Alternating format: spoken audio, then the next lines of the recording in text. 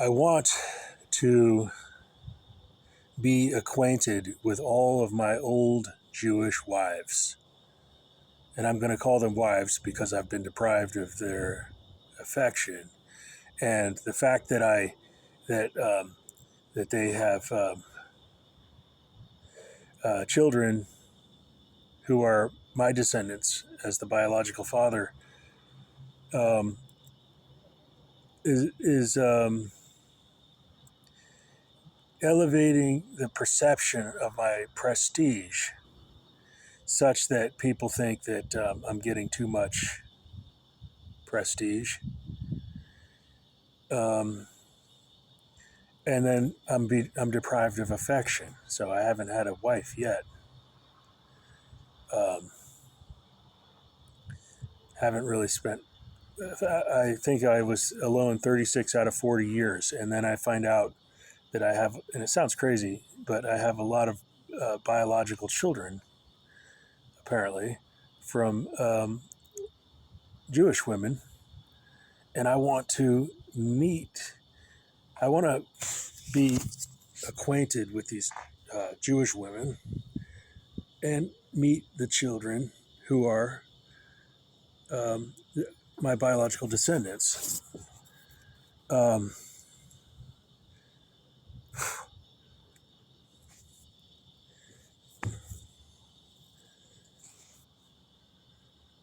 that's what I want to do, and have a better lifestyle. I guess that people would say that's too much, and that wasn't what they were planning. But they didn't ask me, did they? I don't remember anyway. I guess they did. They must have said. They must say yes. They must say that. Yeah, we did ask you, and you said okay. Um, we told you what was going to happen, but I don't remember any of it. And so anyway, it's affecting me. It's affecting me because men are getting jealous because they say Paul has this prestige of having all these secret wives, but I don't get their affection. Not, I don't get their affection. I don't find out until many years later. Um, and so uh,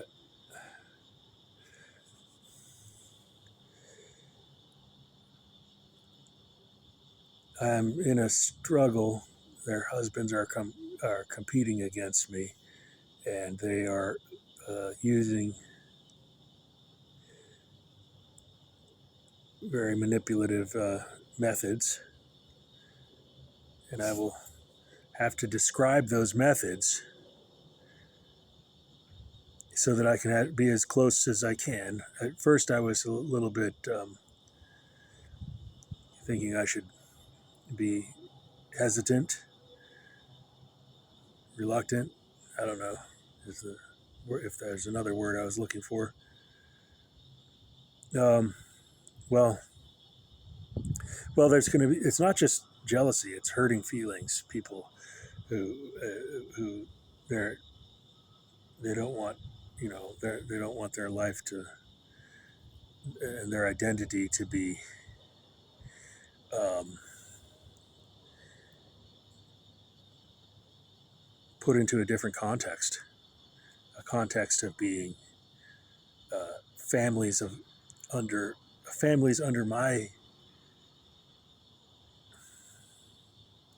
parentage of a type of which one or more of my biological descendants grew up in their home and was not informed, I guess, of who is their biological father, and I was not informed that they existed.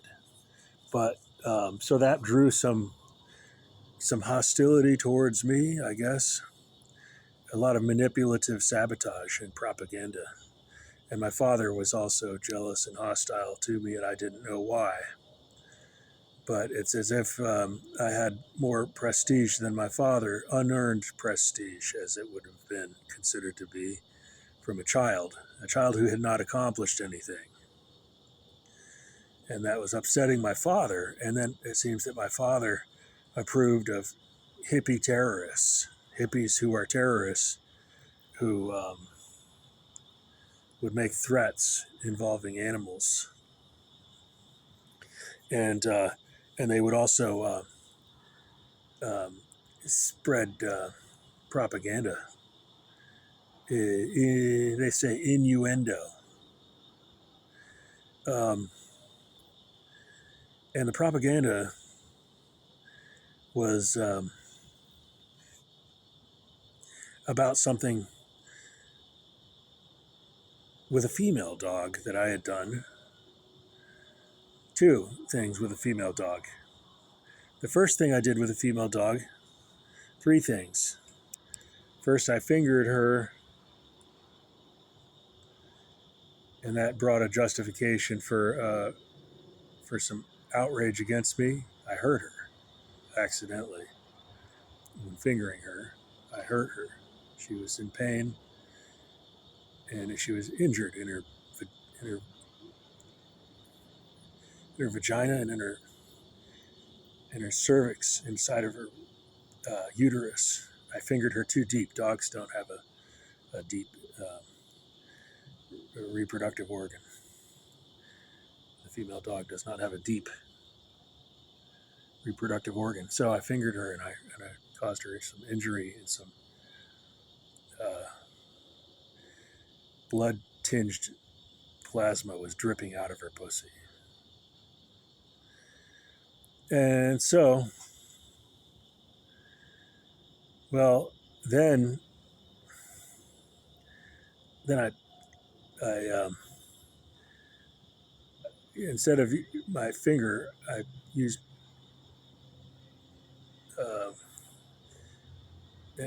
my penis of her butt, because her pussy wasn't big enough. So